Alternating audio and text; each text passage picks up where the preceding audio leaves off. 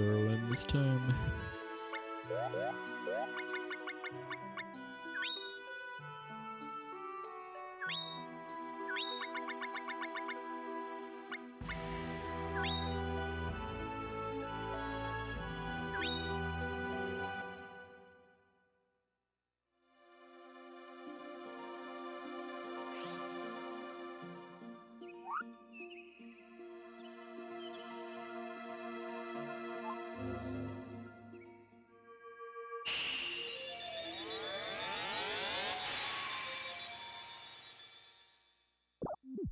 Hey, Steel G, I'll come in.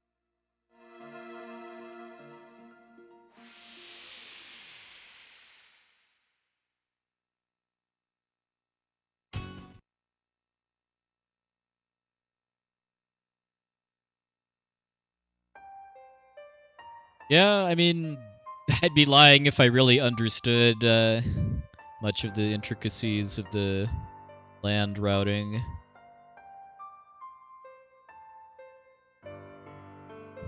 Because I would think it, as long as you have your map be in a part of the world where you just have enough connected land tiles to get what you need, it shouldn't really matter where it is.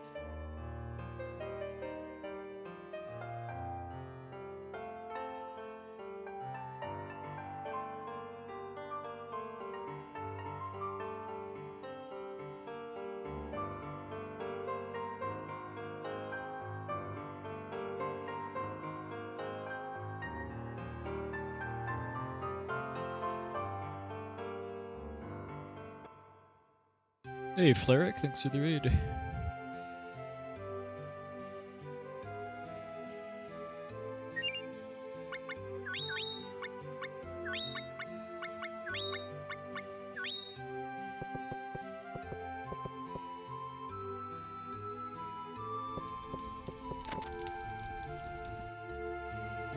Yeah, there'll be more Mystic Quest at some point, I don't know when.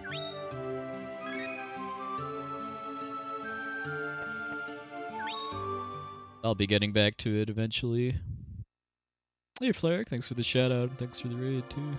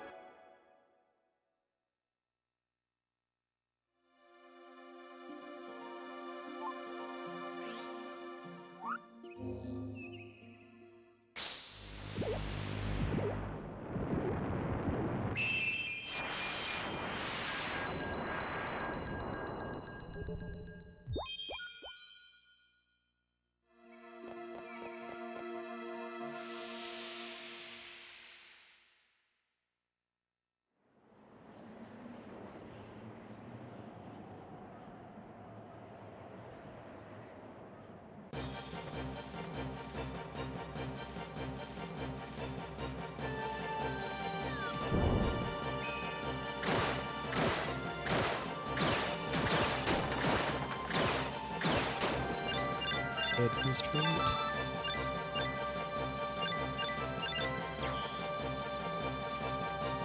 Thanks, MP King.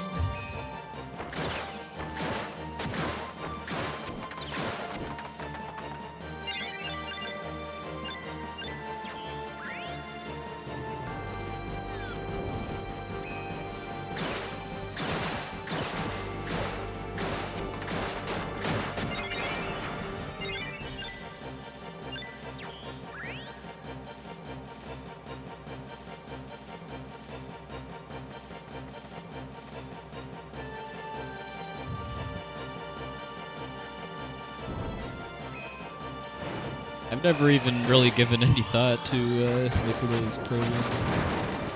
Definitely kind of see it as a sombrero.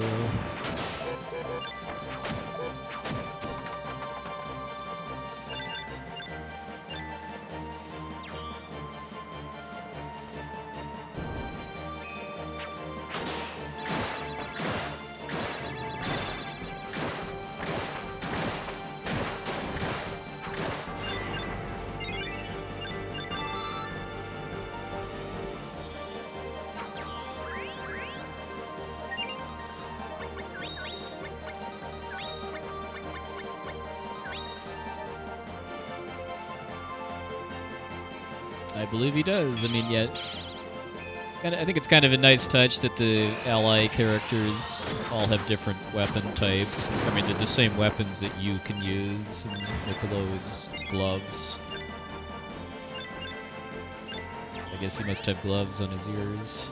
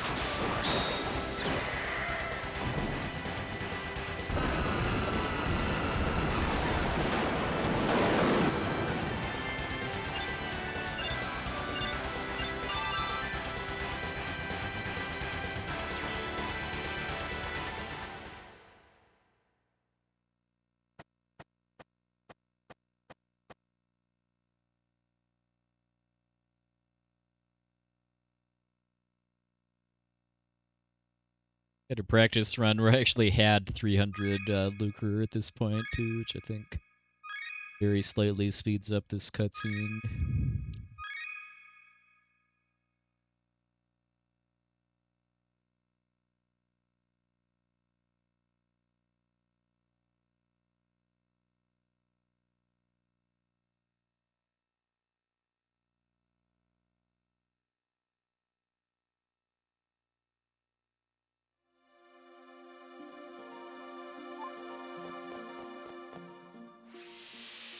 Let's see if we can catch ourselves an egg a little faster.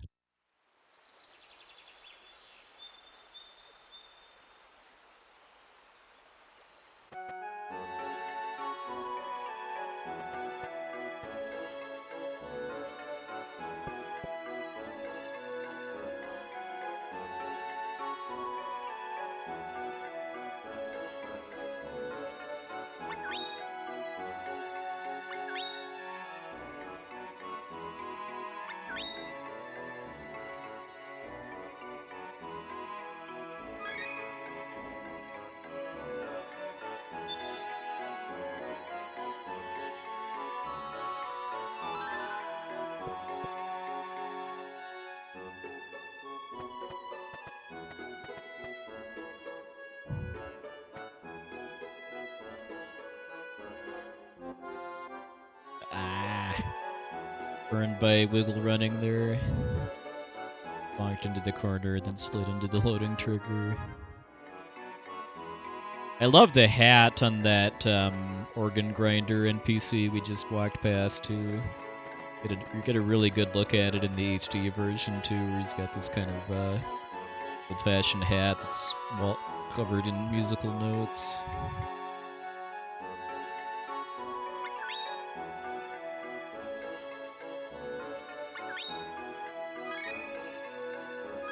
Oh, Diddle, that's what his name is.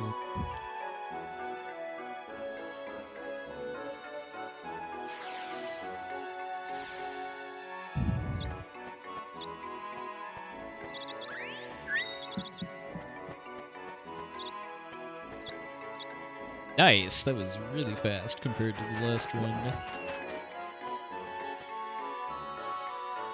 I love the pelican mail carrier, too.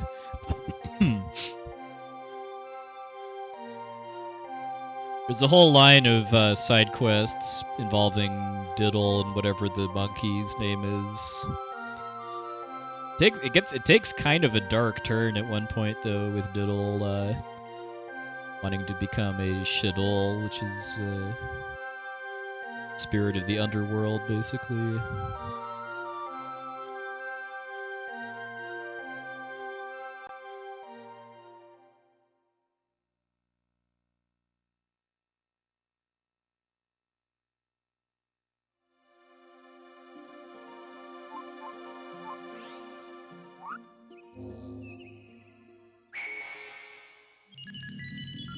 Yes. This game has 3 single storyline categories: Dragon, Fairy, and... Oops. And, where do I want to go next? Yes, okay. No oops. Dragon, Fairy, and Jumi. And then Dragon is the shortest of the 3, so if you just want to go purely off whatever the fastest way to complete this game is, this is it.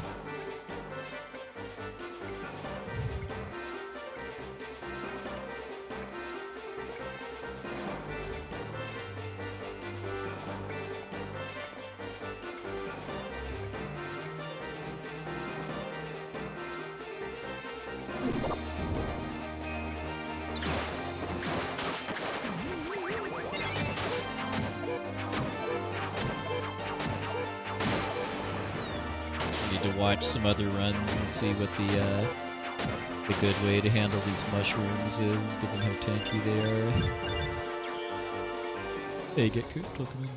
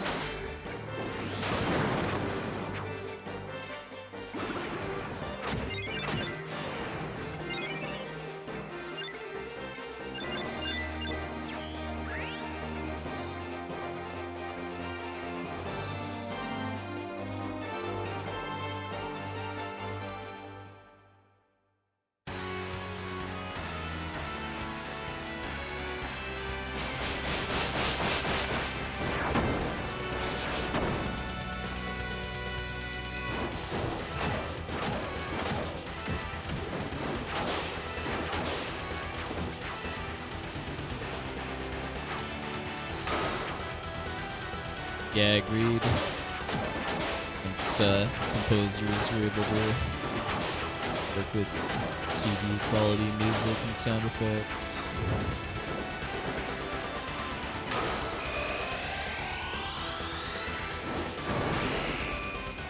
Oh, Elazul hit it first.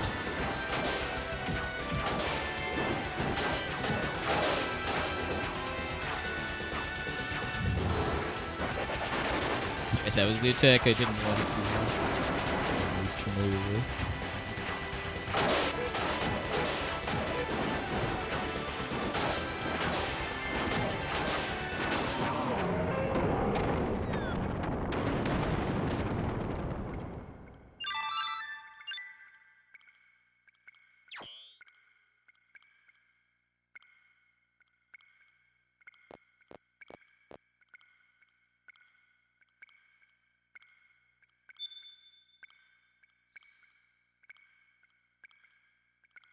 Lots of micro optimizations for these bosses that I just don't know yet because I haven't practiced anything yet. Probably the biggest thing is how to time special attacks to hit bosses when they come out of invincibility from using their own.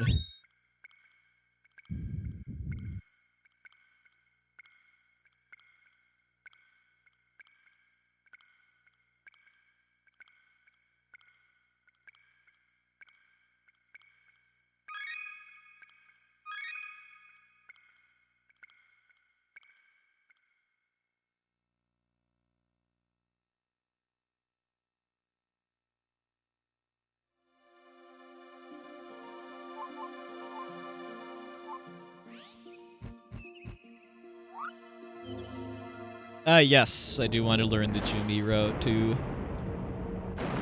It's pretty unlikely that I'll do that many runs of it, but I'd like to get at least a semi-respectable time at all three single story categories.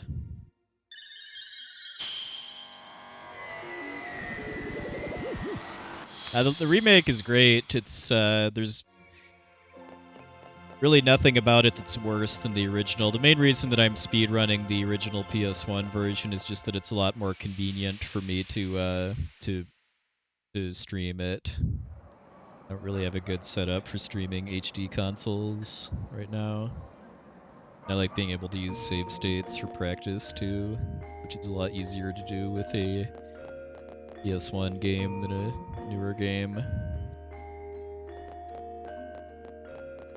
The remaster is a bit faster too, like I want to say like 6-7 minutes or so maybe, mostly just from loading time differences. As far as playing this game in 2021 and beyond, I would definitely recommend the HD remaster. Only like $30 too. I try to make a point of calling it remaster instead of remake because not really there's very little about the game that's really changed. It's just upscaled to high definition. It's widescreen, some quality of life improvements. But it's not like they made it 3D like they did with Trials of Mana.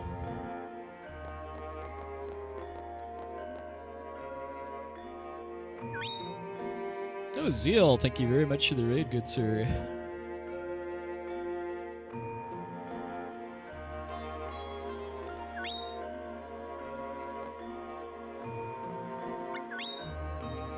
Yeah, thanks for the luck, thanks for the raid too. How'd the tome buying go?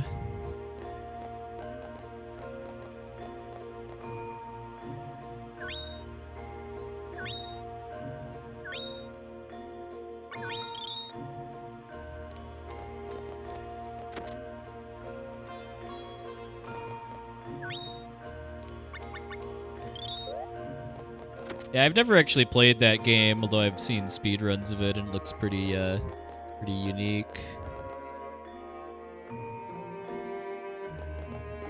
Forget to actually equip stuff this time.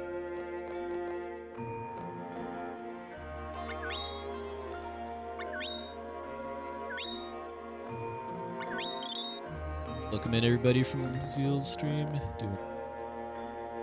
Doing my second speedrun attempt at the Dragon storyline in Legend of Mana right now. I was doing the fairy storyline the past couple weeks and switching gears to Dragon storyline tonight.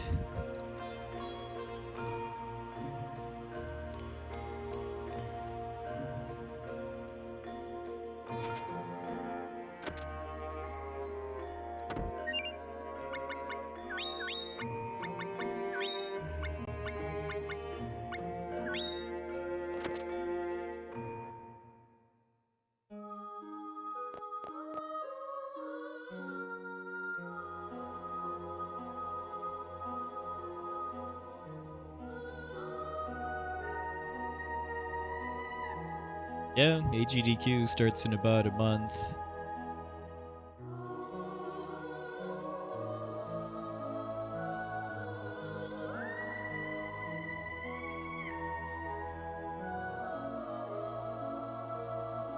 not running any games or commentating for any, if anybody's curious, but I will definitely be watching.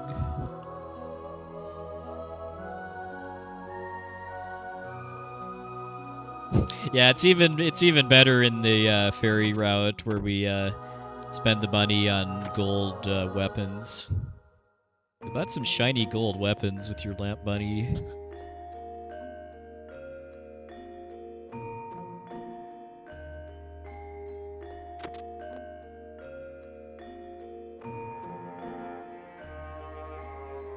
It is unfortunate that you give away pretty much all of your money at the end of this quest, though, just because if that was not the case, it'd be a little more efficient to buy the steel sword afterwards. But to do that, I'd have to sell a bunch of stuff, and it would just end up being slower that way.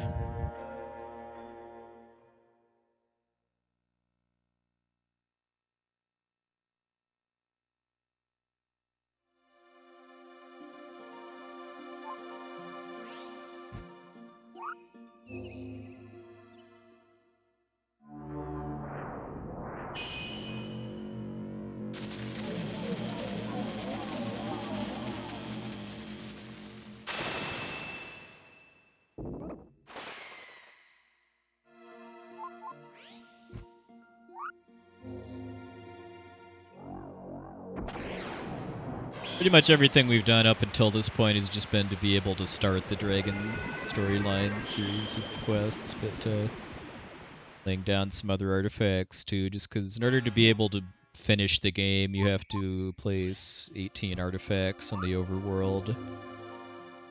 Like these last two I've been putting down are just to get up to 18. I'm not actually going to be going to these areas at all.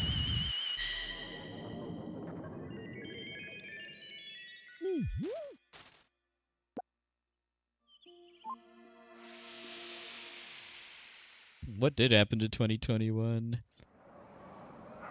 Last thing I remember was 2019.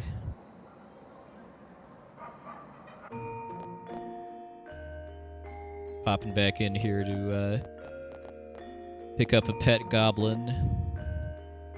One of the quests in Dragon Storyline specifically requires that you have a pet in order to press some switches, so picking up Guri the Goblin here is part of this route. Oh yeah, that is true, yeah. The mana level affects the pet recruitments too.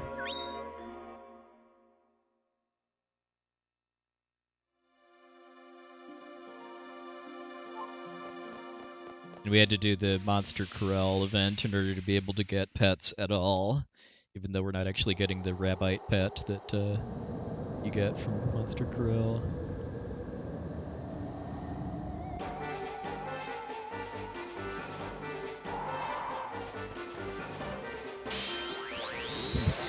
I like how most of the title cards for the Dragon Storyline quests too are freeze frames of you getting attacked by something.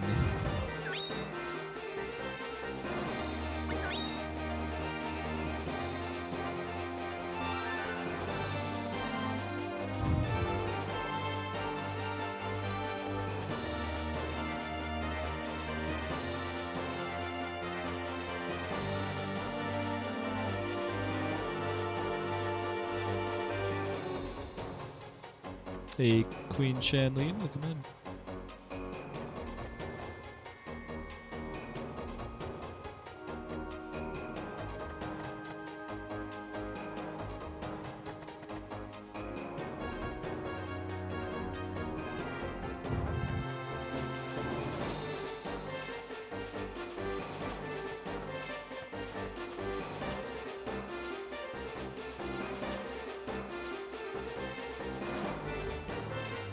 Keeping the dead from getting out of hand. That sounds like an amazing job.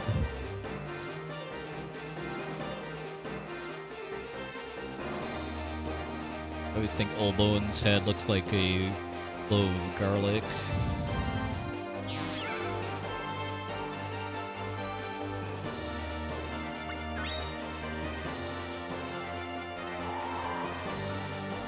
Hey, Minnie, welcome in.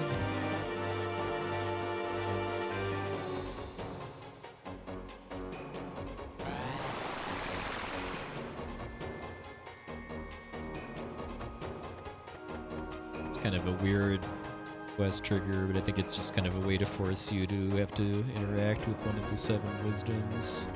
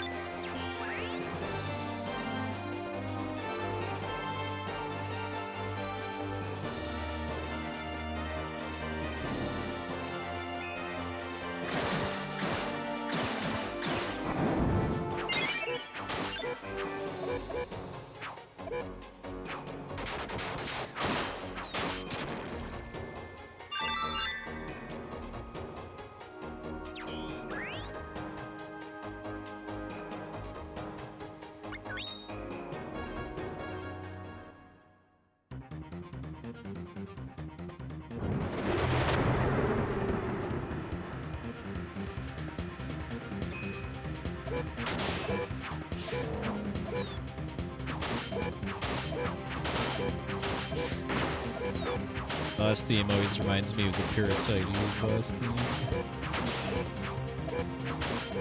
Done by the same composer.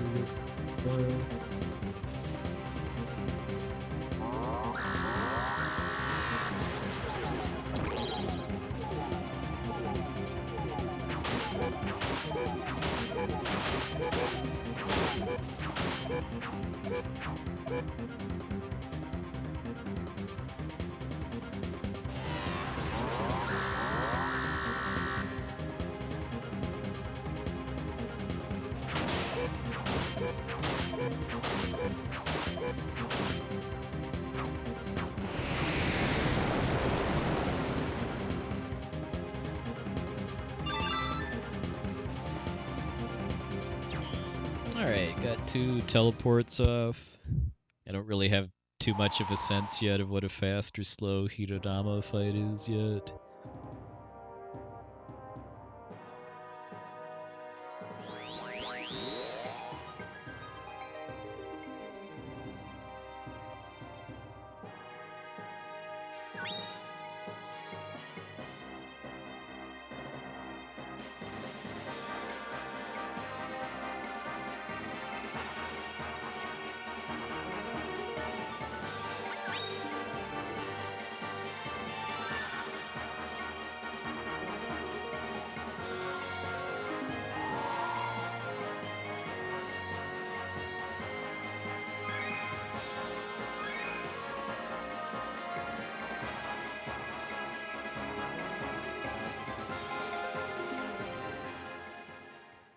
Time save here thanks to not getting lost in the underworld.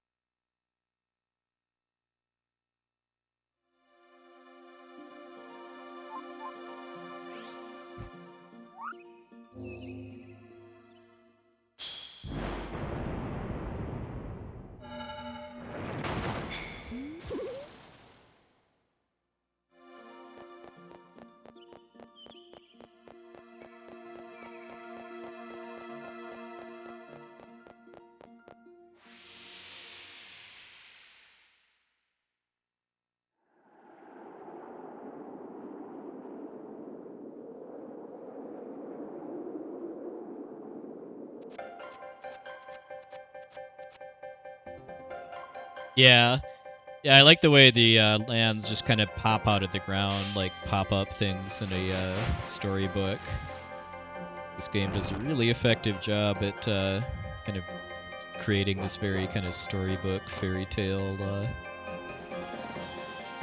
type world. Oh yeah, yeah, and I believe yeah, L3 also can interact with PCs and stuff too.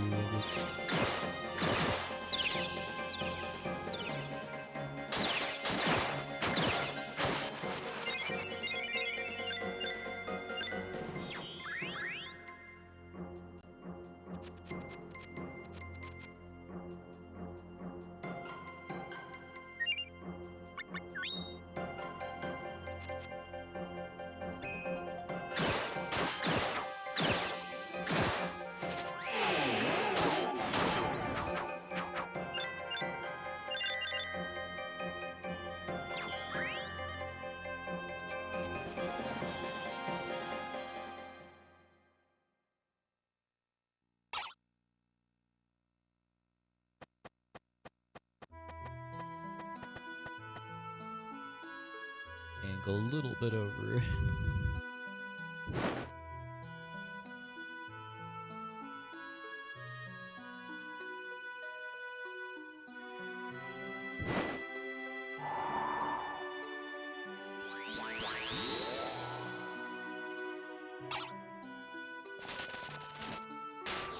Now this is what I like to say. This is one of the most gorgeous looking and sounding games on the PlayStation 1.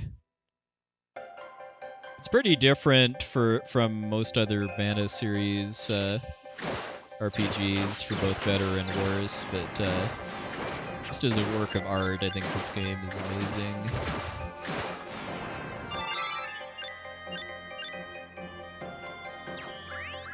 Makes for a really cool speedrun too, with how with just how the open world designs work out.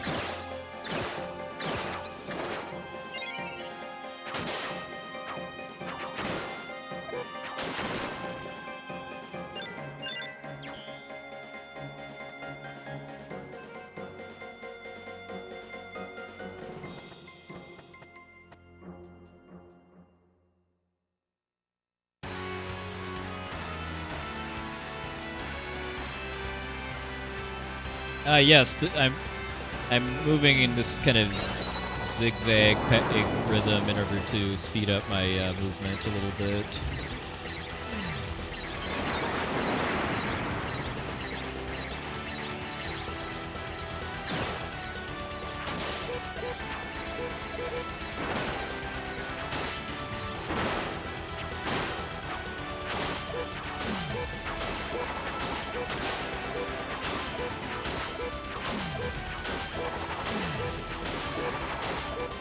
This is the 4th game in the Mana series. This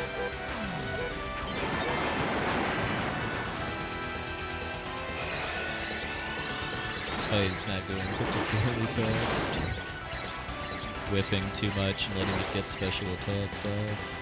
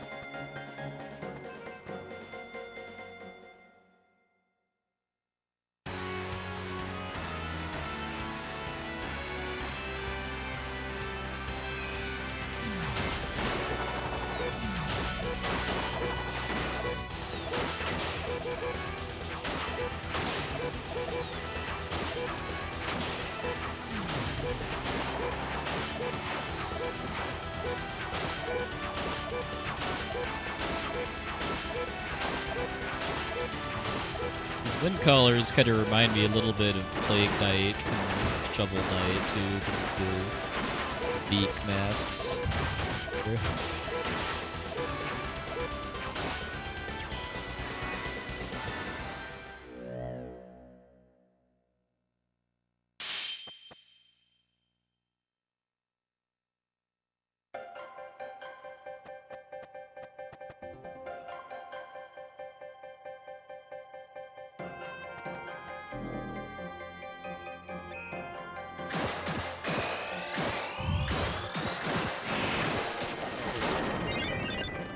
Okay, that was overkill on Mark's part.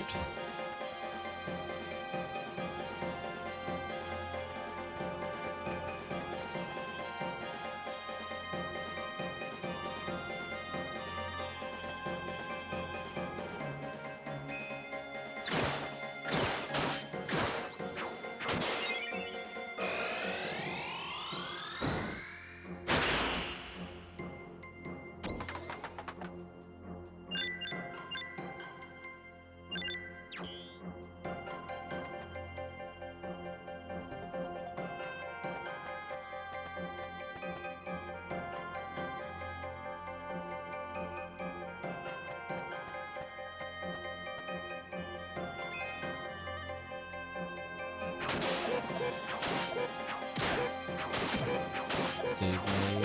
Start for this fight.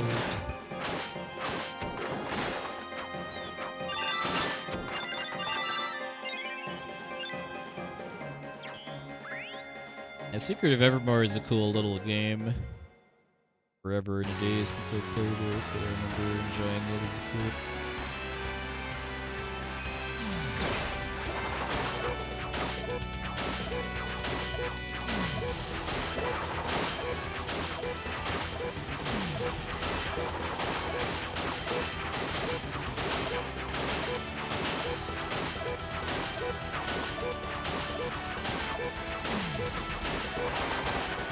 Alright, good.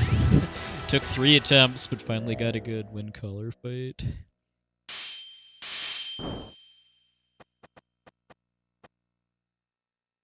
The first one's, I think, is probably the hardest, though, just because you don't get to control where you start the fight. It starts when you enter the screen instead of you having to talk to it first. There's no crafting or magic in this route. In a longer run, like all stories or all events, you would do some crafting. But the prerequisites to unlock the weapon crafting system is time that you don't get back. I should say there's not enough combat after that to make up for it, if that makes sense. Now, if you're doing a lot more stuff, then it does, because you can build a really overpowered weapon that can, like, 3 or 4 shot most bosses. I like to refer to that as the killer croquet mallet, just because the hammer type weapons are preferred for that route. The hammer, I think, looks more like a croquet mallet than a what I'd consider a hammer. I'm mostly interested in the single storyline runs of this, but I could see myself doing like at least one all storylines run as maybe like a send off to the game before I move on to something else.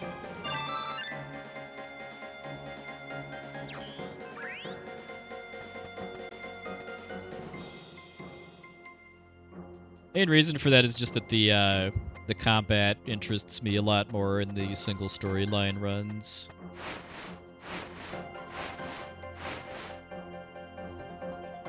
When you can build a really overpowered weapon and kill most things in a single-digit number of hits, that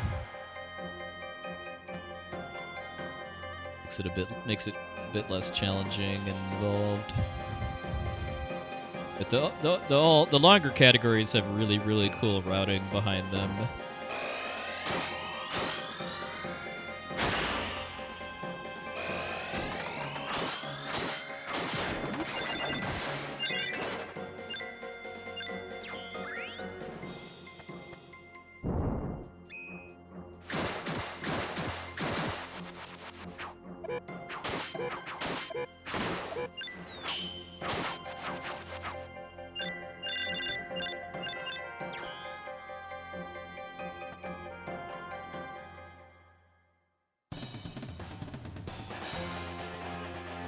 Time for the worst boss in the run. Aggravator, what people call it.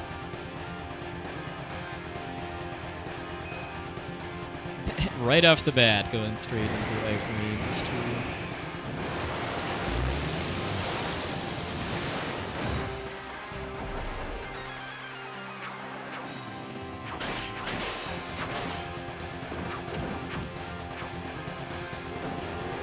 Yeah, the dragon storyline bosses have some of the best sprite work in the game. That's for sure. Part of what, like, you go, but then you go from stuff like this to the Mana Goddess, the final boss, which I find very, very underwhelming by comparison.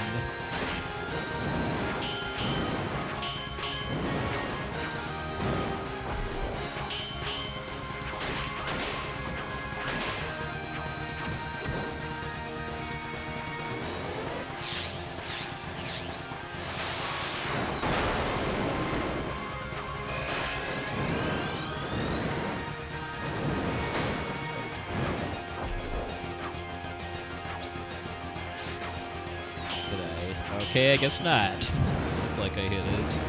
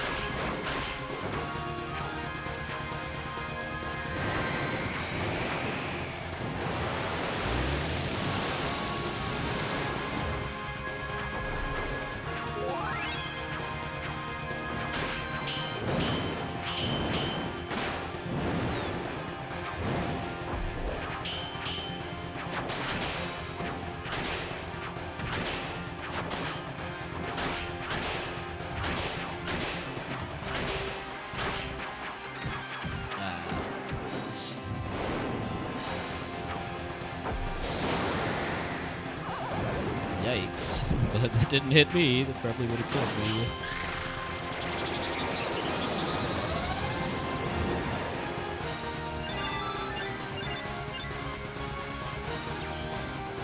The worst boss in the run.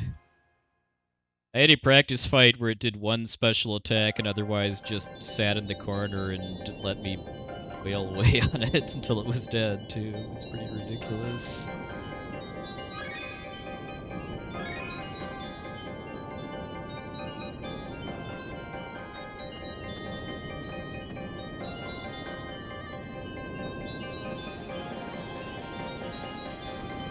Pretty much be same as my last run, even though I mean, mostly just because of the boss. The rest of that segment, I think, was faster.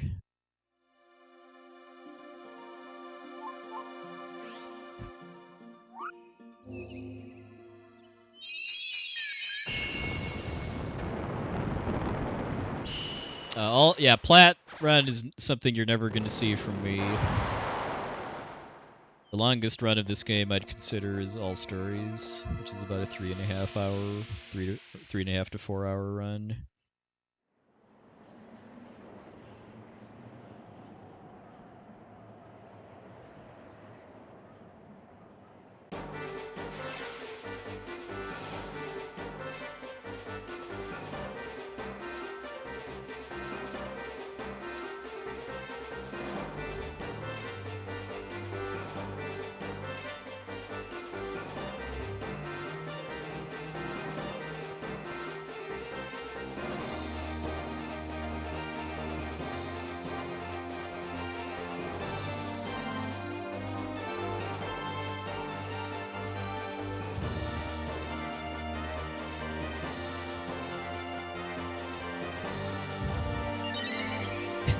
I like the kind of shameless reuse of healing sound effects from Final Fantasy VII in this game. Hear that when you get chocolate, too.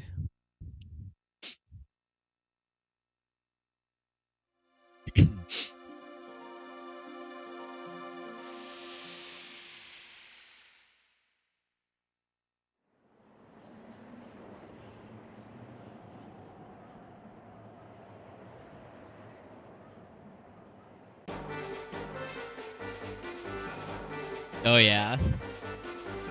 Quintet is even more shameless. They don't even just reuse sound effects, they reuse HUDs and UI stuff too.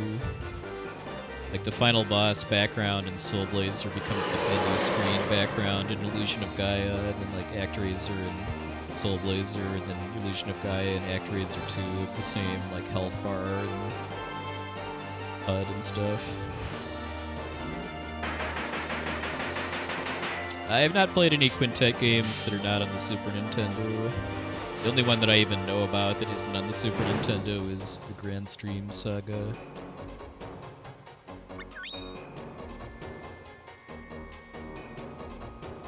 Yeah, I need to mess around with this fight a bit more and see kind of what I like better. Like, it's like the notes for the non-Levantine route said to counter-strike this guy, but the Levantine route, just jump cancels him.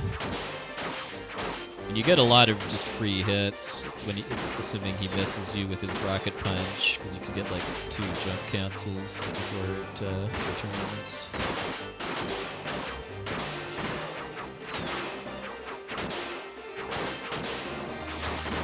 I do some messing around with the Counter-Strike setup too.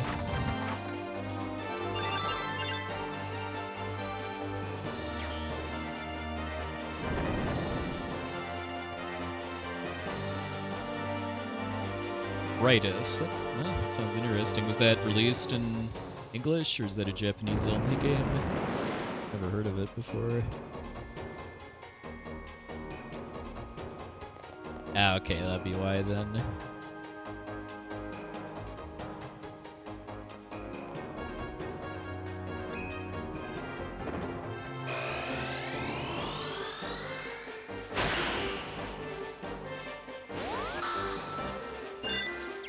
First try Brave Blade this time.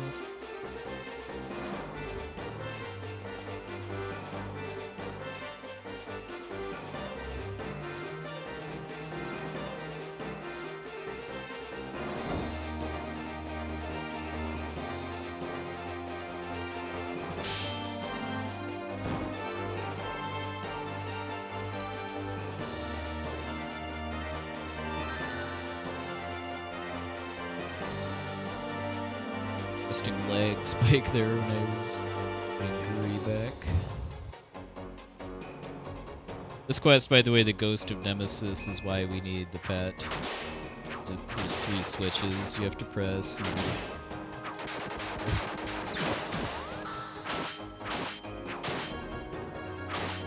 the third one.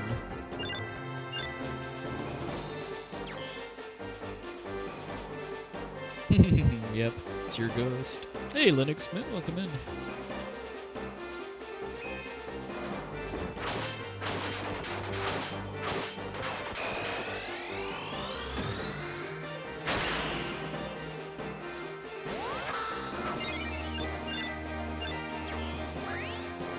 And I do not get the right weapon. Again. The 1 out of 8 drop I'm going for.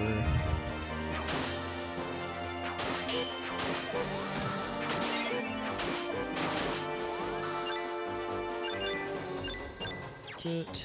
It's alright. That was the same as the previous run. Had to redo that fight twice.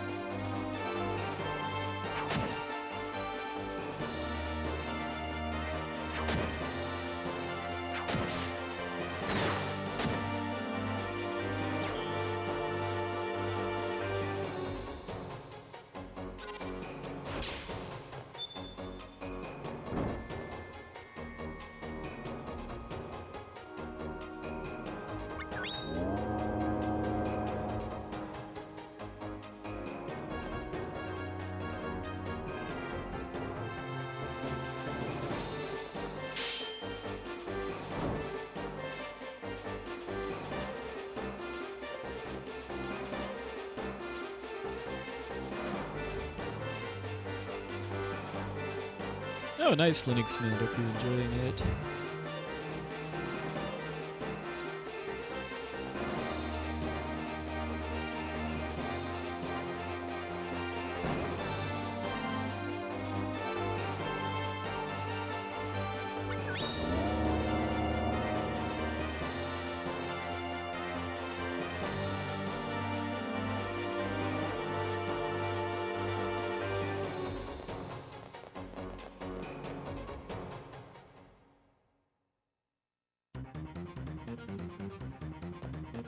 Of all of the Mana series remakes and remasters that have come out lately, Trials of Mana HD is my personal favorite.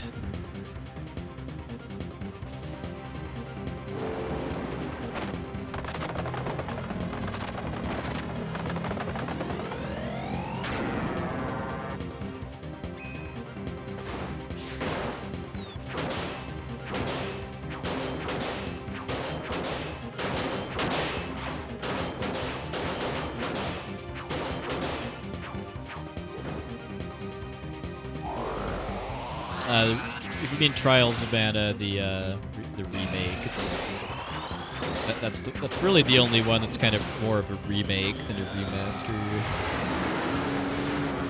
Oh yeah, the sprite work for Deathbringer I feel is pretty heavily inspired by the Dark Lich from Secret of Mana and Trials of Mana. Hey Alexa, welcome in. I'm doing alright, hope you are as well.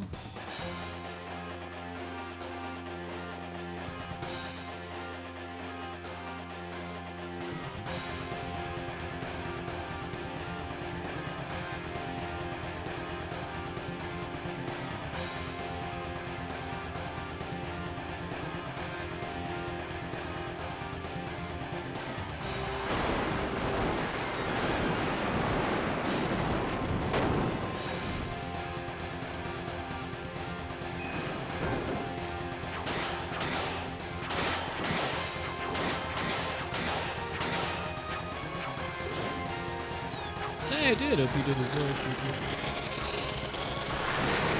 What? Okay.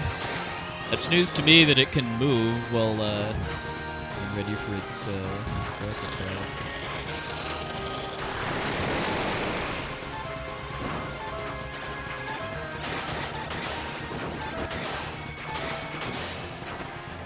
At least you get a heal between the two phases of this fight. Hey Zypher, well I'm playing the T Edition hack off stream. I might stream like some post-game super boss fights and stuff, but for just playing the main story and stuff, I'd rather just kind of do that on my own.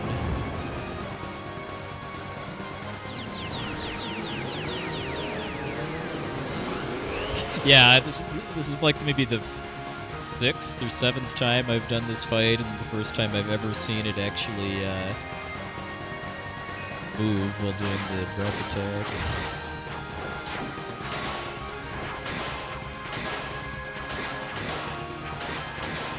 Yeah, it doesn't feel super likely that I'm going to want to just do like everything there is to do in the T Edition hack, just because there's so much, but I want to do some of the post-game stuff. Yeah, I've been enjoying it a lot.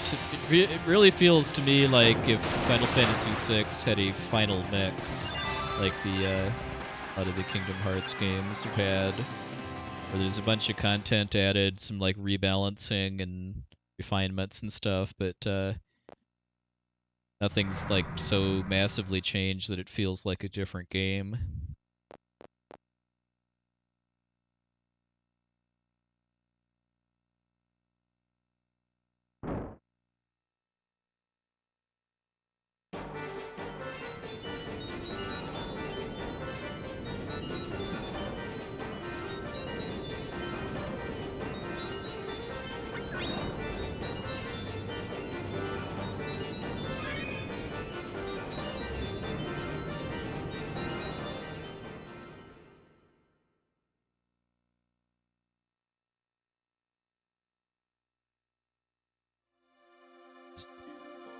Slightly better dungeon, given that I got the Brave Blade on the same attempt as the previous run. One of my practice sessions before this, I got the Brave Blade from the first sword I killed on my first trip through that room. Felt like a total waste.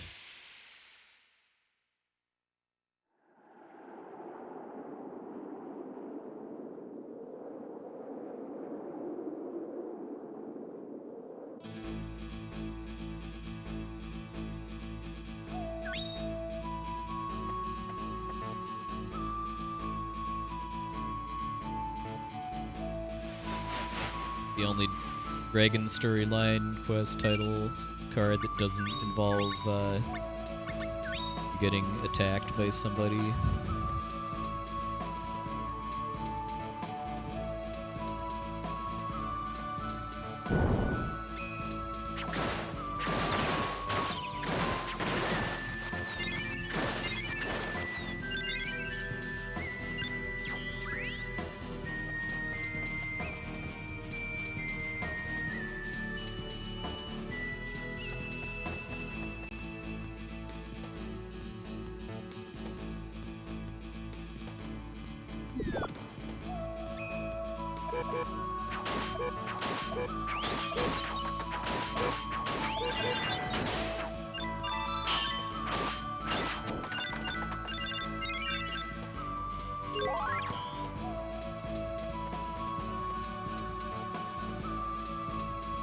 This whole game is just one continuous cat jam, pretty much.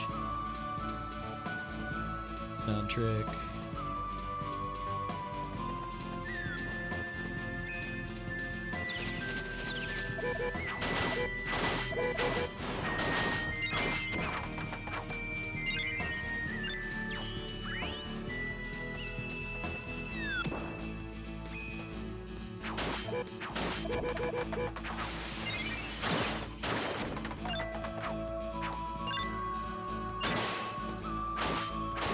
And I forgot that Caterpillar was there too. I think Lark didn't.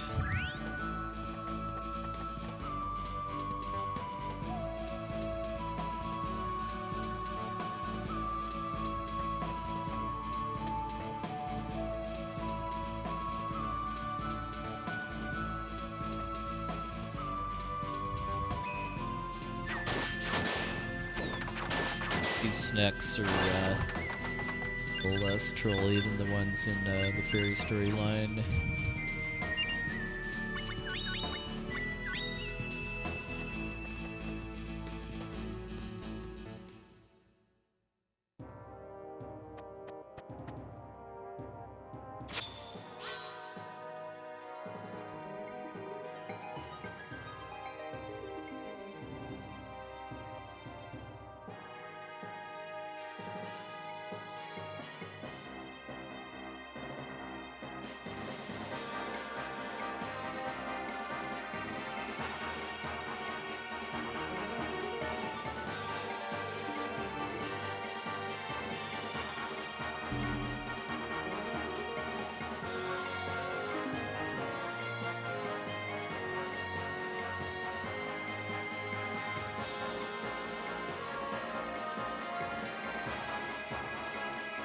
Good dragon, I like that line. I'm sure it's better translated in the remaster.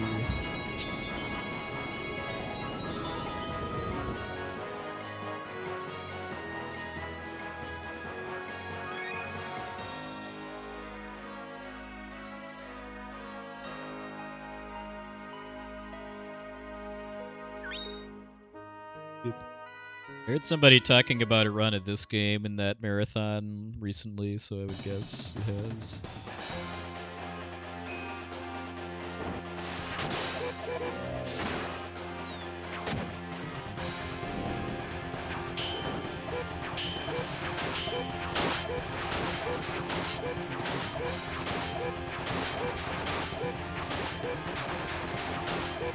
Yeah.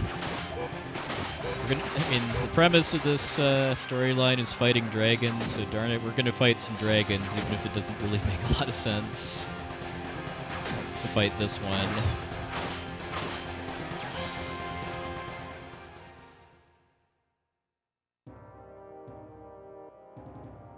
Fluffy dragon.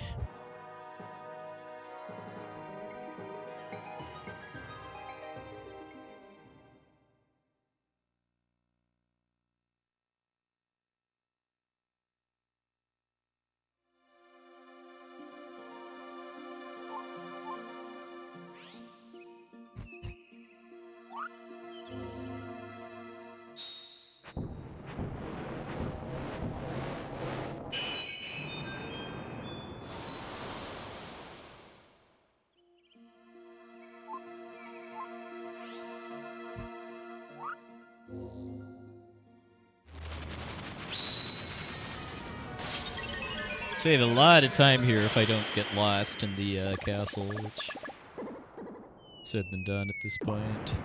Hey, welcome in, Vandal Vest. God damn you.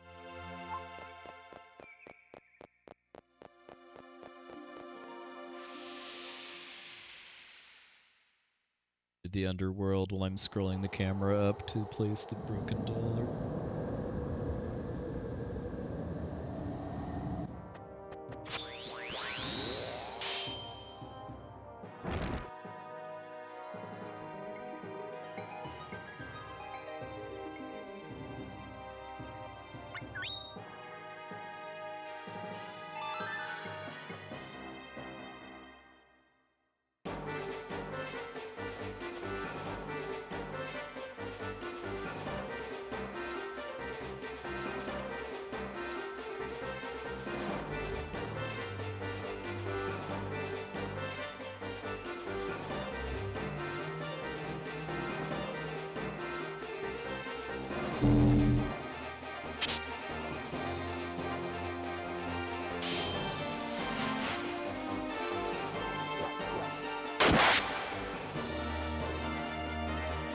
Any headphone users? Yeah, the soundtrack to this game was done by the same woman that did the Kingdom Hearts soundtrack, Yoko Shimomura. She was really on fire around this time too, because she did Parasite Eve, this game, and Kingdom Hearts, all within about a 4-year span.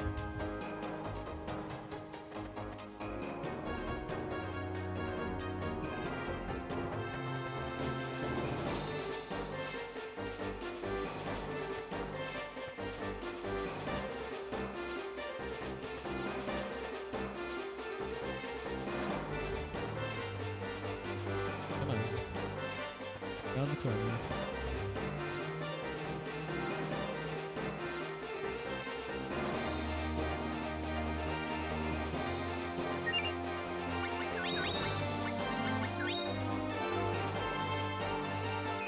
Well, this is the final quest of the Dragon storyline, and it's got one of the longest dungeons in the whole game. So it is balanced out a bit by having not really that many cutscenes compared to the end games for the Fairy and Jumi storylines. Yeah, one of the boss themes sounds very much like the Parasite Eve boss theme. I don't think we're gonna hear it again tonight, but the first time I come to this area as part of the Fallen Emperor quest, the boss has that for it.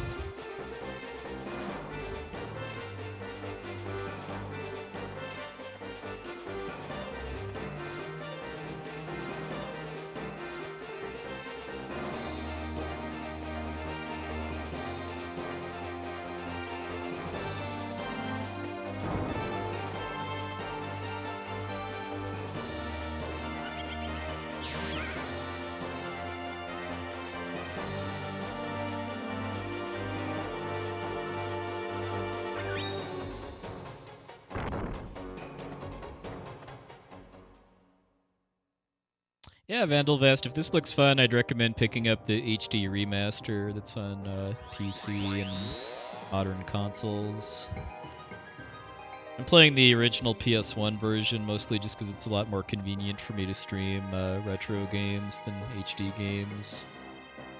But as far as playing this game casually, I definitely recommend the HD version.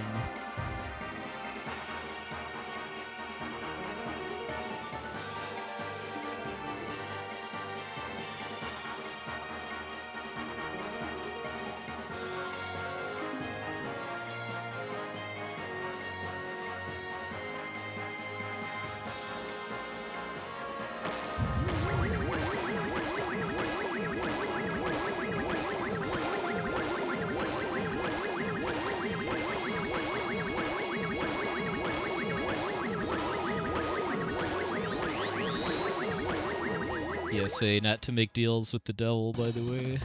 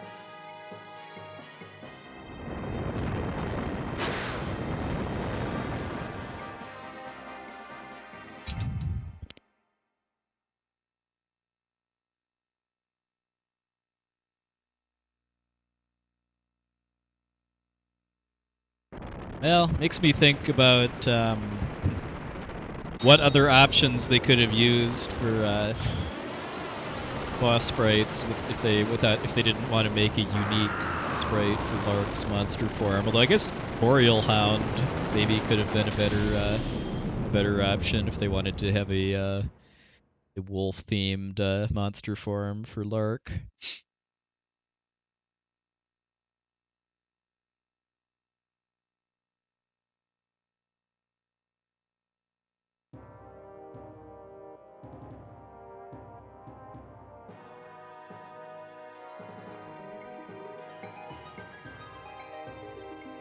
Yeah, Cerberus variant would have been interesting too.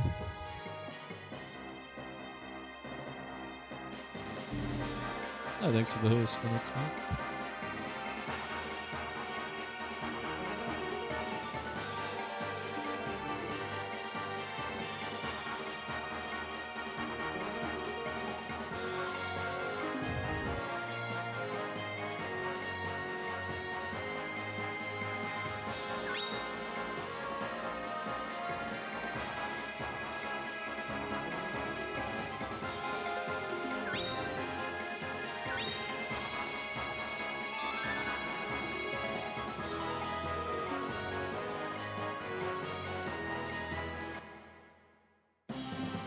The music starts to get really hyped too.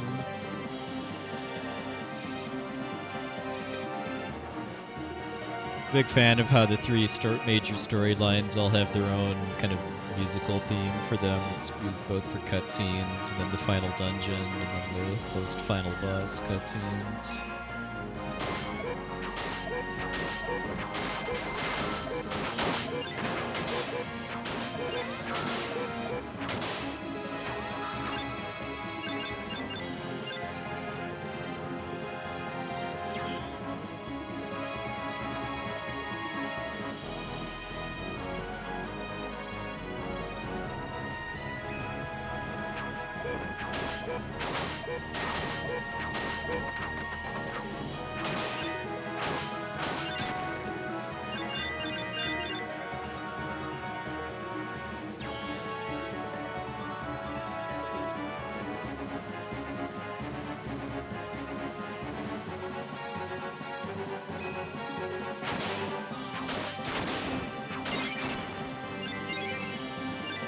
This is where I can save probably 2 to 3 minutes by going the correct way, which is this way.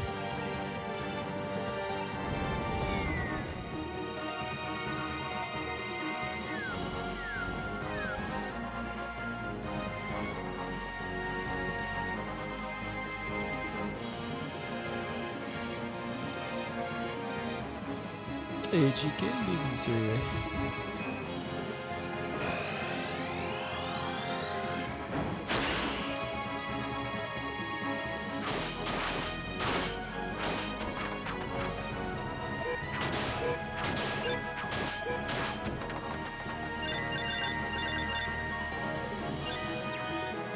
Doing pretty good. Nice chill weekend after a bit of an obnoxious work week.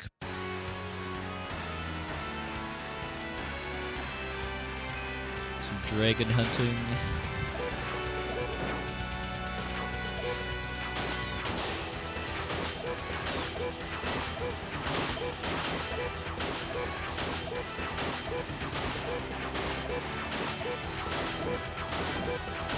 Hey Tyler, thanks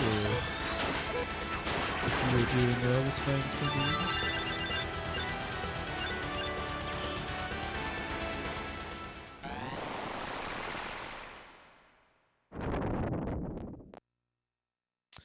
Do you appreciate how the sky dragon that I just fought lacks wings too?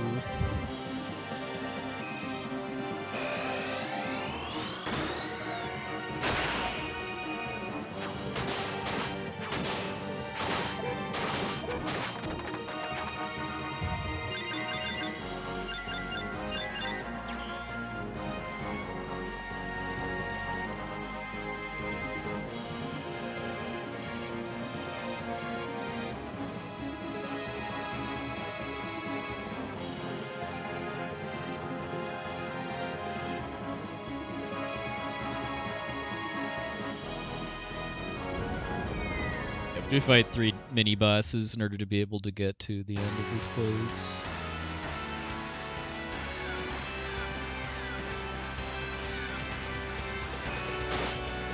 The 2 big things were having played the HD remaster when that came out earlier this year and being a bit disappointed by the challenge. This is a pretty easy game casually, and then also kind of wanting to run somewhat shorter RPGs right now.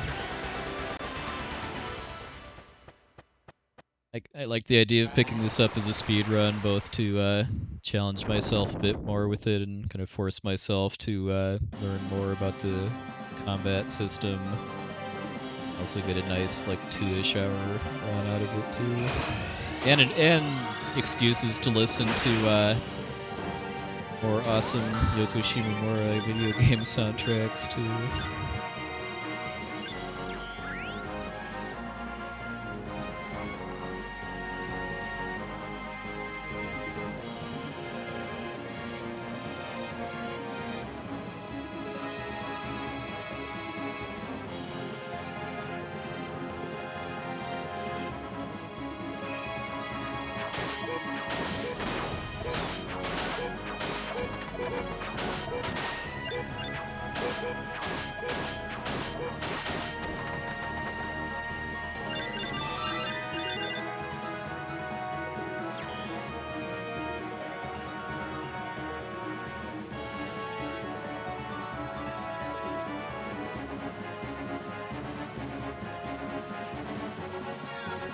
This is a pretty easy speed run to pick up, but it's not easy at all to optimize. There's lots of micro optimizations, both with the movement and the combat. Take a lot of practice and experience.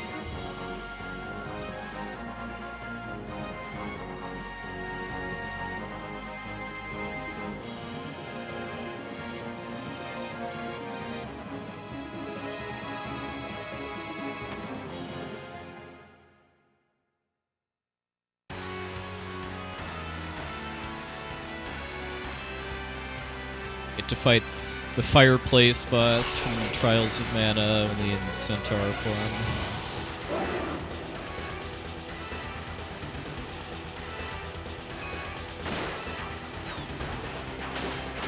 You pause the game and actually look at this mini boss's name. It's called Zenoa.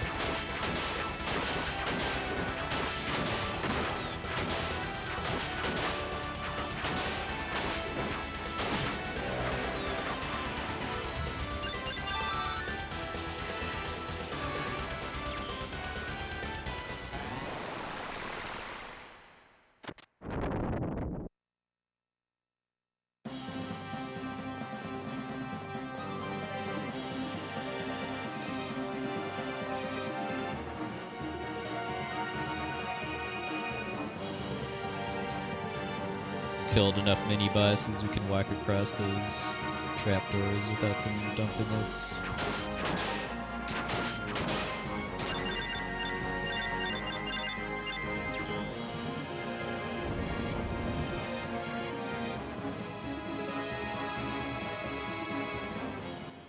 That is time for Draconis. Definitely a cleaner The Flames than the last run.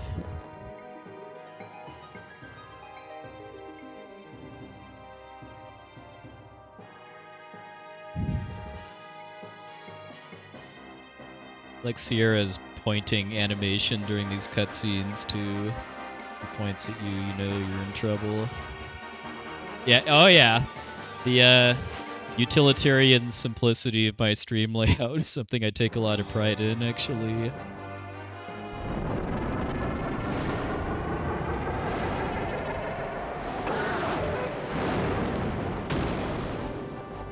I have what I need for what I want to do with my stream and nothing more.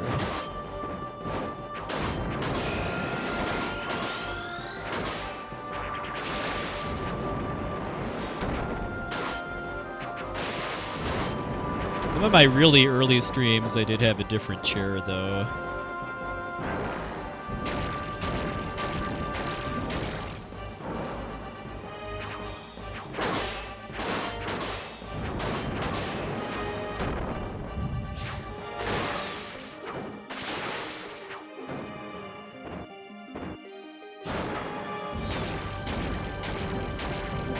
Romp attack there.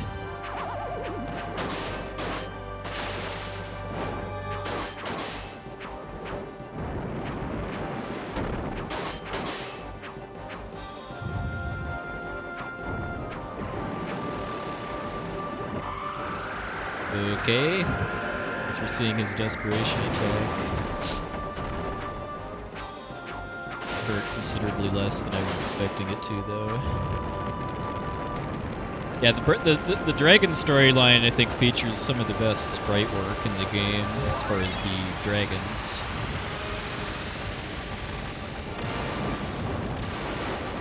As far as the speed tech and stuff, I'll reserve like final judgment until I've actually like put in some work on trying to get better at the boss fights and dragon storyline, but just at a surface level, the fairy storyline bosses just feel more fun and complex. With the exception of Irwin, the final boss, who's just a stun lock with power cancels. Draconis has a lot more going on.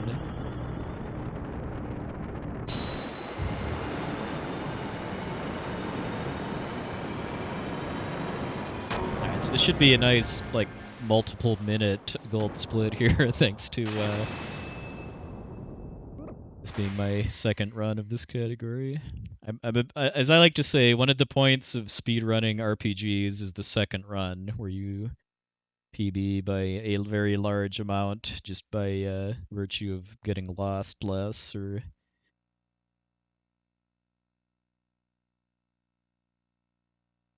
being less silly mistakes and stuff.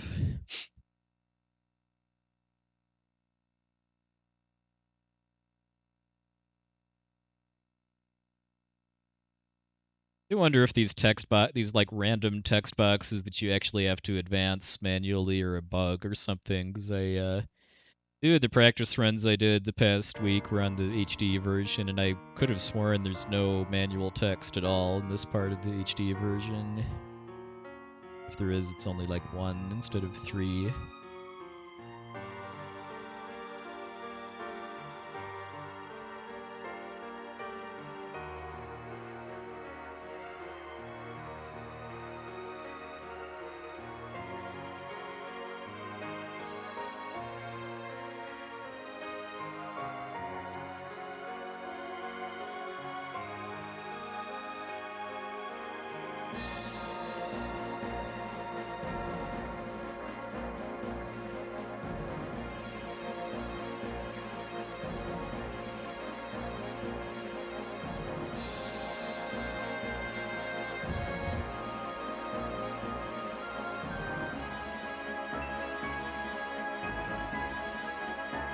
One thing that has changed a little bit with my stream layout is which timer I used, because I use a W split initially, then land fair, and then live split, although I think I've been on live split since 2014.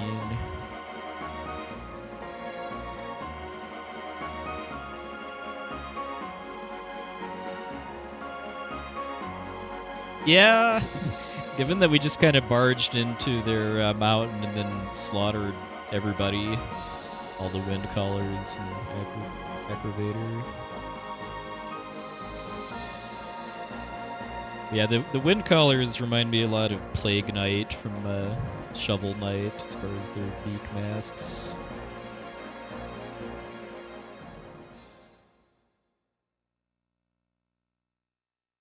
Nice. I wasn't expecting to save 5 minutes there. I was expecting more like 2.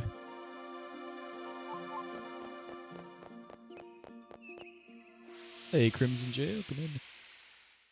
So we're done with the dragon storyline, which is one of the 2 requirements to be able to beat the game. We need to finish one of the 3 main storylines, then we need to put 18 artifacts on the world map.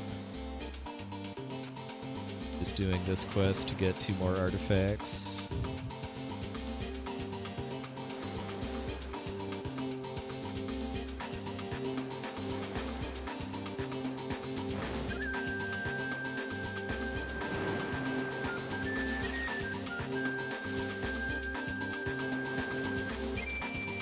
This quest is home to probably the strangest achievement in the HD version, too, which is crab stomping.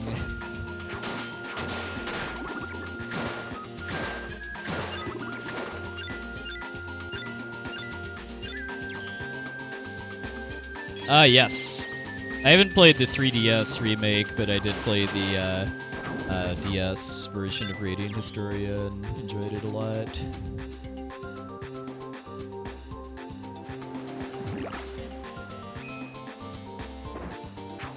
Kind of wonder if that's the only RPG not made by Square that Yoko Shimomura did a soundtrack for. That was by Atlas.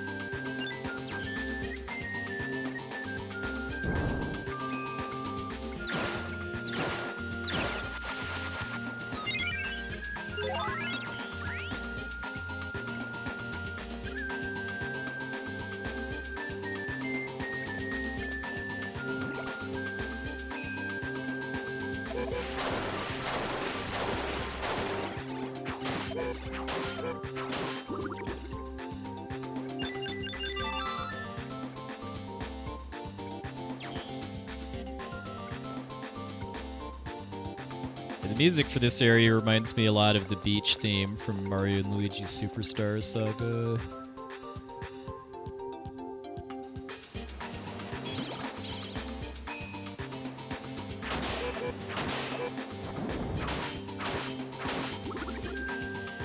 Hey, Surge of Hope, welcome in.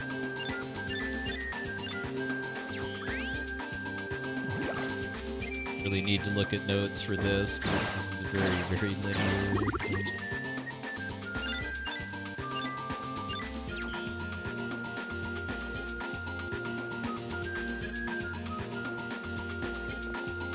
Oh yeah, Alpha Dreams, I think, is good. Mario and Luigi.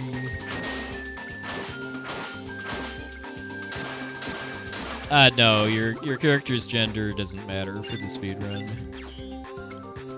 At least for just combat and stuff. For the fairy storyline, at least as of right now, I always play as the male character just because there's some visual cues I have in a certain dungeon that I only have visual cues for using the male character's hat. But as far as like really anything that affects how fast this game is, it's the same.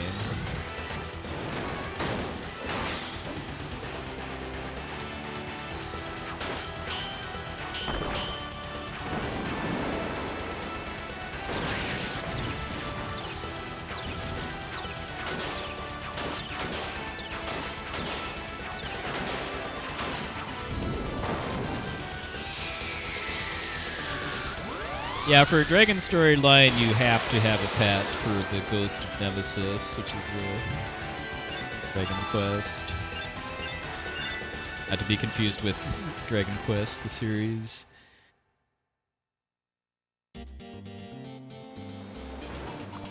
The routes for this category do make use of the pet for other stuff too, but it's something you have to have in order to complete the Ghost of Nemesis. Yeah, Dream Team is one of the few that I have not played yet. Played Superstar Saga and Bowser's Inside Story.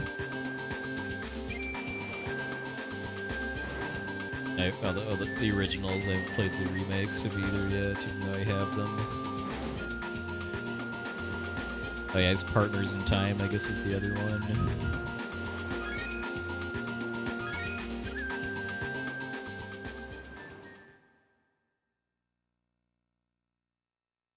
Yeah, the the boss was a little slower.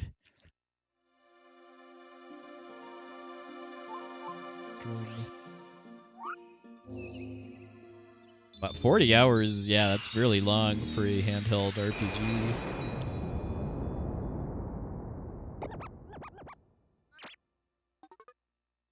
I thought Superstar Saga was pretty much perfect as far as length. Bowser's Inside Story felt a little longer than I would have liked, but I think a lot of that was just due to how many tutorials stuff there are.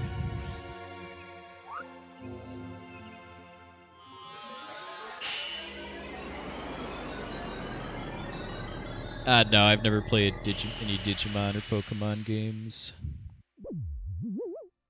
I feel like I was born about 5 years too early to be kind of at the right age to get into Pokemon when it first started getting popular in the United States.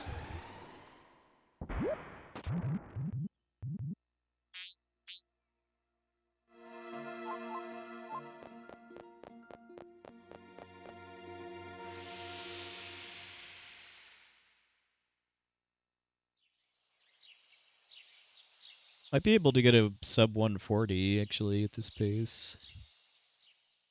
I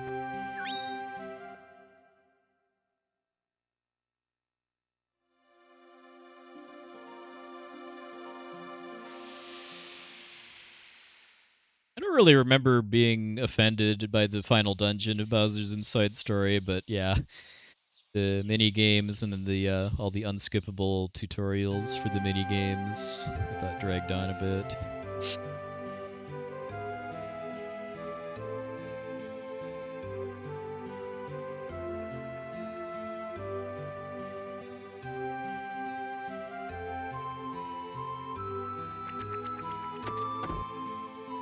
I'm a little sad that the cactus never gets a lot of screen time in any of the speedruns, at least the popular speedruns. There's a pretty amazing sprite for the cactus being stuffed in your mailbox, which just in a side quest that required for anything.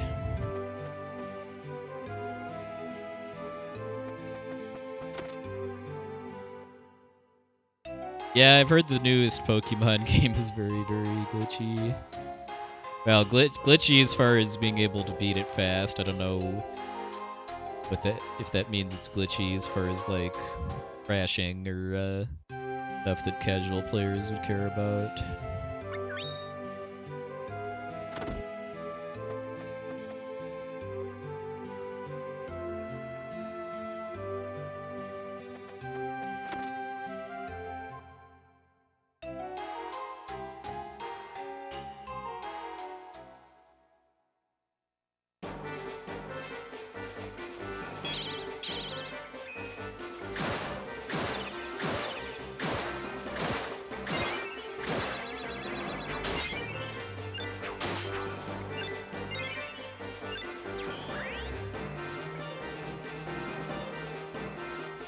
That's a pretty special distinction, if you ask me, for an RPG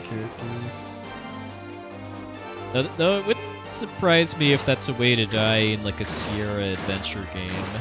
There's some pretty special ways to die in these games.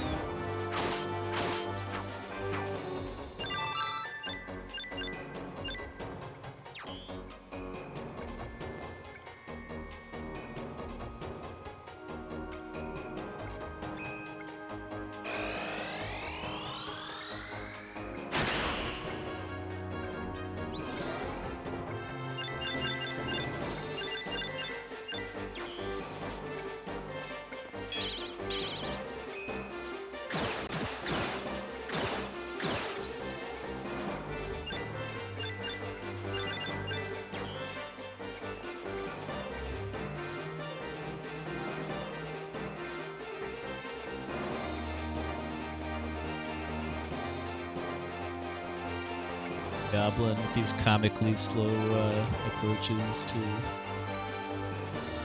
some position.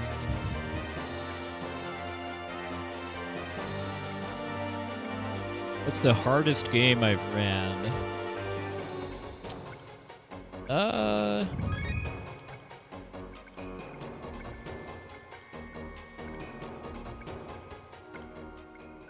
Well, Donkey Kong Country 2 is pretty hard.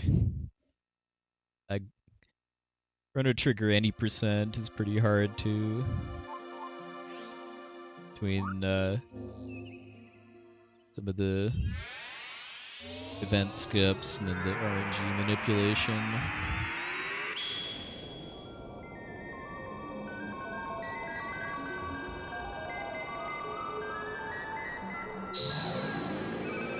$7.13 is not a great Legend of Mana segment time, so definitely do better. Yeah, I like to call this one of the best looking and sounding games in the PS1 period. I mean, I've become a big fan of just sprite-based PS1 games too, because I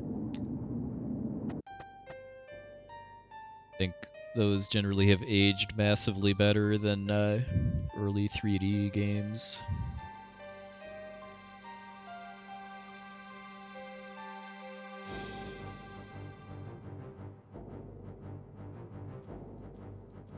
Yeah, Valkyrie Profile is some pretty incredible 2D sprite work too.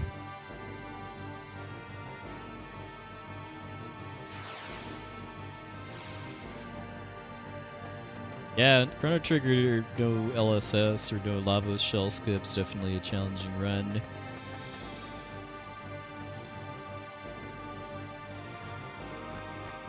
It's a run where the end game only works through RNG manipulation, and you have a pretty long and intense fight with Lavos' shell where pretty much one major mistake and it's over. Oh, nice Flex Retro.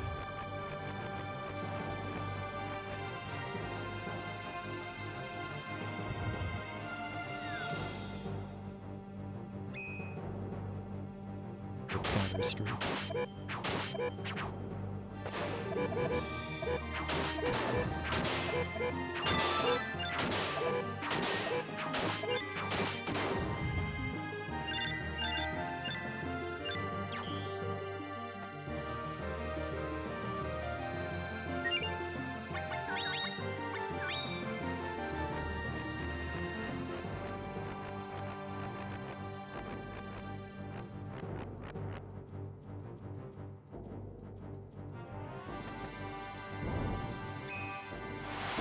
Overall, I would say I like Trials of Mana, the remake, a little better than this game.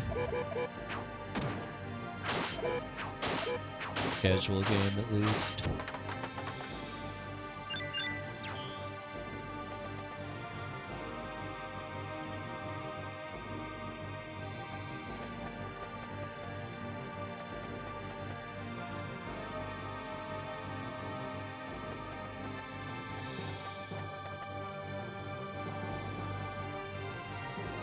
Now, Dream Bomb has a lot of threads right now, which I find easier to take seriously than others.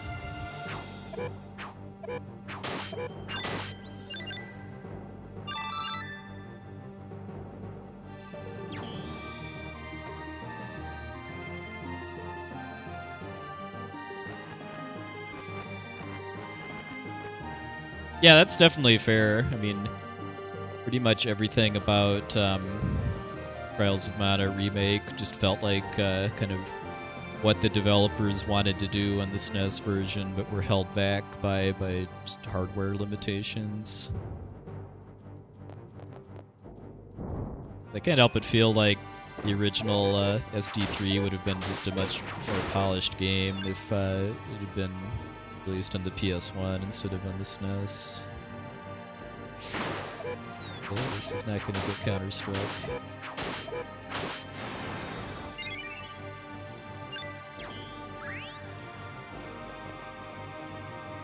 Yeah, I was very underwhelmed by the hard difficulty on launch. I was glad they patched in some higher difficulty options.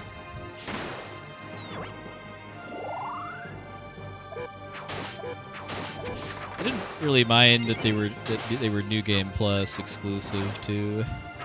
I felt like both of the new difficulties filled a gap. The expert difficulty was to just give you something to do with your crazy overpowered endgame party other than just steamroll through the game on a normal difficulty, and then no future mode is for like a real serious challenge.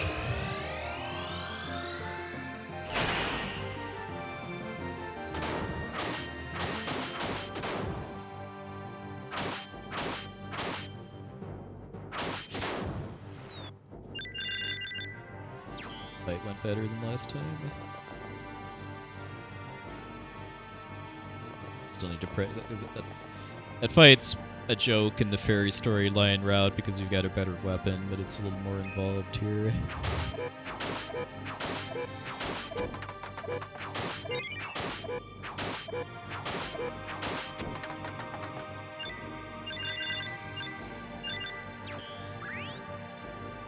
Alright, definitely got a shot at a 139 here.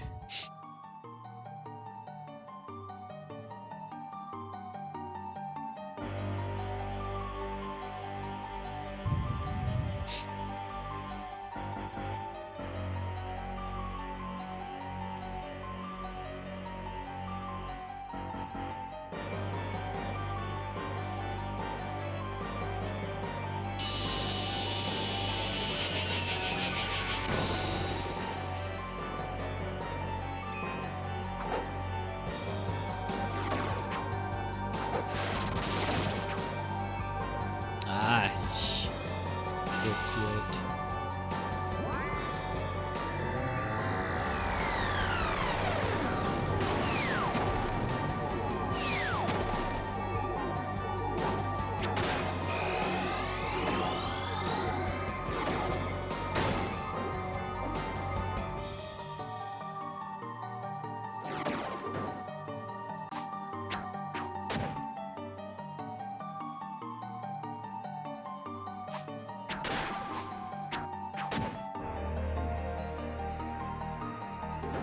So she's almost certainly going to get another attack off.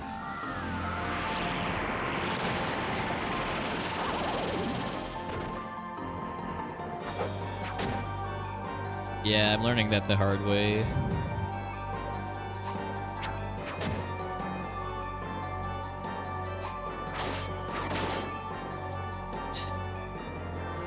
Well, that was not a great Mana Goddess fight, but always next time. Thanks for the GG's, everybody. We'll get that sub 140 next time for sure.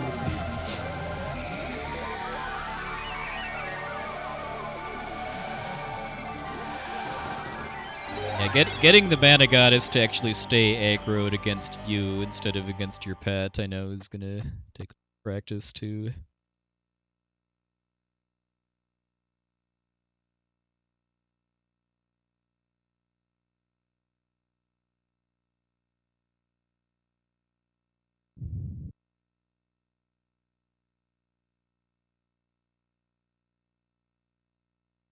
Never want to PB by too much.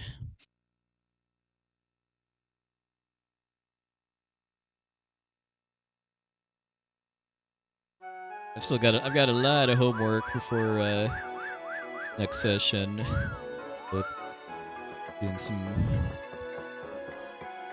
more in-depth practice on the combat and boss fights, then also looking into the other route too.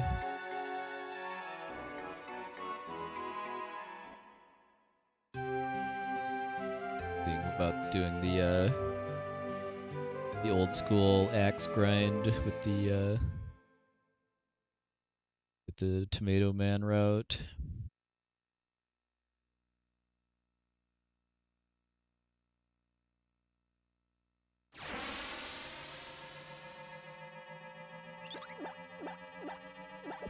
Overswarm, thank you very much for the raid. Unfortunately, we're just about done here. Just did 2 runs of Legend of Mana Dragon storyline. We're about to wrap it up, but you're definitely here in time for some nice Swedish credit song.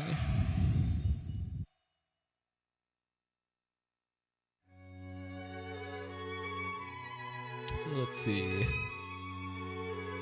And I haven't watched the record or many other runs yet, so I don't have a whole lot of perspective yet on like what fast or slow boss fights in this category are, but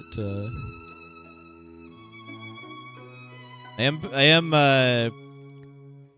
pleasantly surprised. I am pleased with how I did at the egg catching in this run compared to the previous one, though. I know that was pretty fast. Still having to constantly look at notes to remember where to go in the underworld and the flames, but we'll get there. Had a pretty slow aggravator fight. That's the worst boss in this category.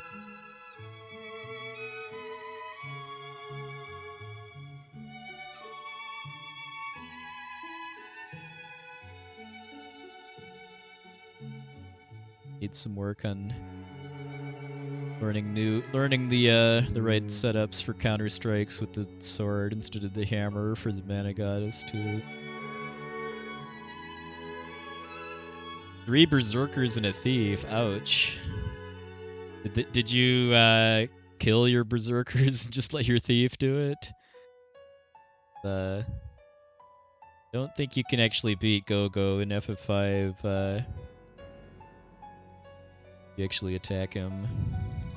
No, I've not. I actually haven't even played Saga Frontier casually, but I bought the HD remaster of that a few days ago when it went on sale. So I might, as I finish FF6T edition casually, I might start up Saga Frontier remaster casually.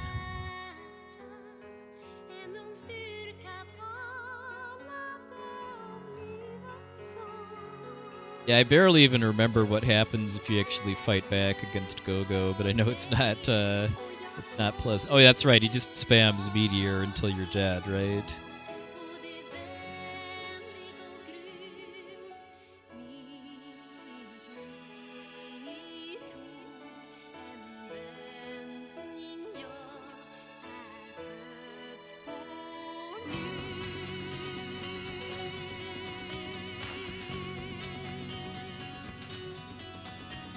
So yeah, just for some perspective too, the record for this category is 129, and I think a good time is sub 135.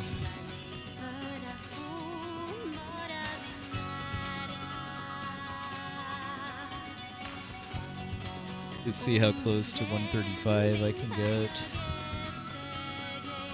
We got some work to do.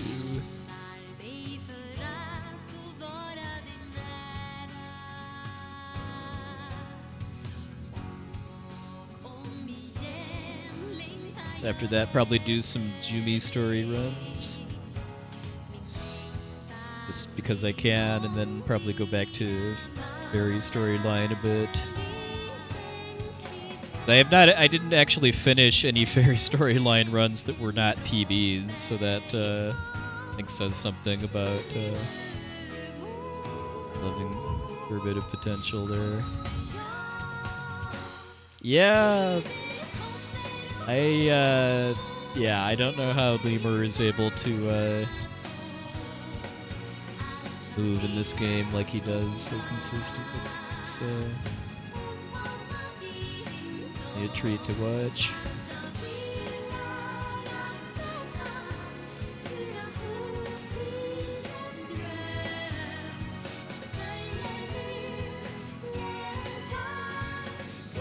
I like how the Ring Ring Land credits are in this version of the game too, even though Ring Ring Land does not exist. Thanks, MP King.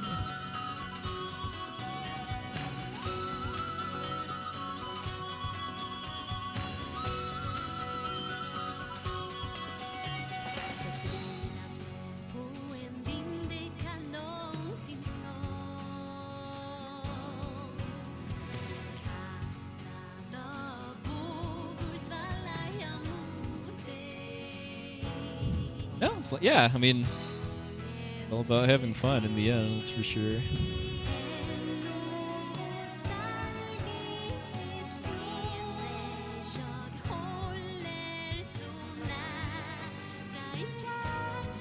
I'd be surprised if I can get to the point of being able to actually do like really, really clean movement where you never hear your character's footsteps. It looks really, really tight. That's the main tell if you're moving optimally, is that you actually don't hear any footsteps from your character.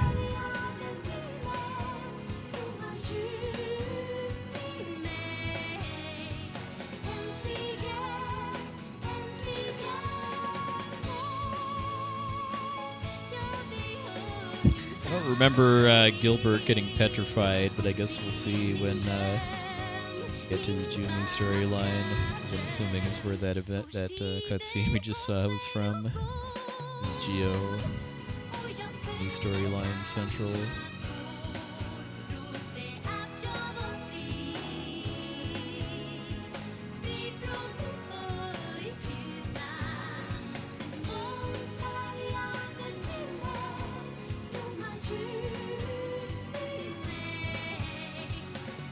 I do, like I've said before, I do wish there were more like minor skips and stuff in the runs.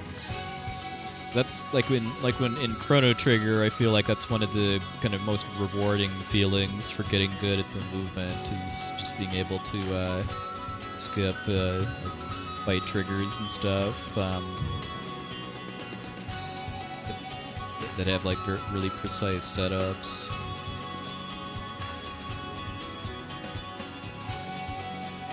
Pretty sweet if there was more stuff like that in this game, like there is in Lucemia.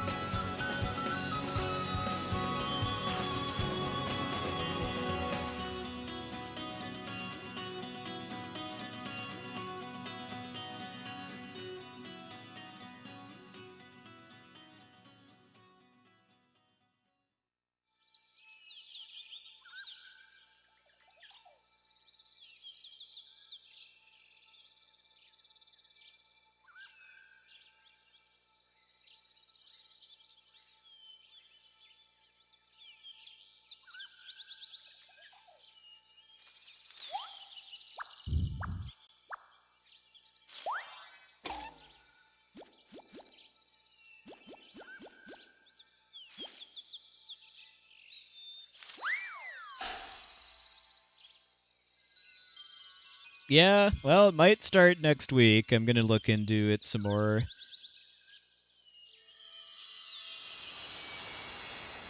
I mean, it'll happen at some point if for no other reason than for comedic value.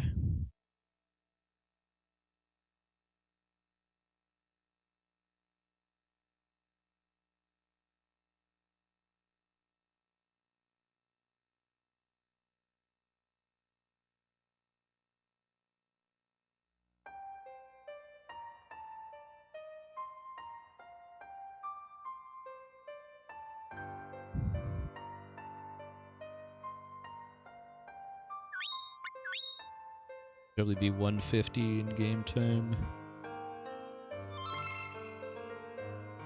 151, okay. Close.